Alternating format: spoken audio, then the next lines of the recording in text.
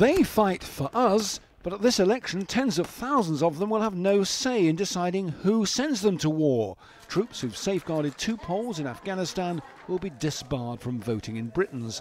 Latest government figures show that more than 34,000 full-time members of the armed forces are not registered to vote.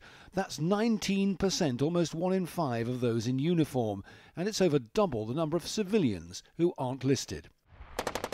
The Electoral Commission's been running a campaign to try and persuade those in uniform to register. So what went wrong? The timetable is so tight to get the votes printed and delivered that even with the help of military aircraft, if those are available, it's very tight to get it back. And actually, again, that's not a party political point. Politicians of all parties could be suggesting amendments to the electoral timetable for the future to make it more likely that service personnel can cast their votes easily.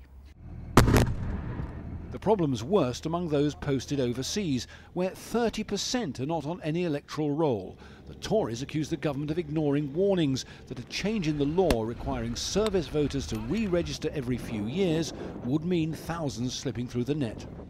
I think it's a supreme irony that at a time when ministers are saying that our men and women are out in Afghanistan to constitute a democracy, that those self-same men and women are unable in many, many cases to cast their ballot in their own general election. And though the government says it will fast-track postal votes for those who've registered, an election coming just as aircraft are working flat out on the 6-monthly changeover of forces means there's virtually no chance of the forms reaching the front line in time. Jeff Mead, Sky News.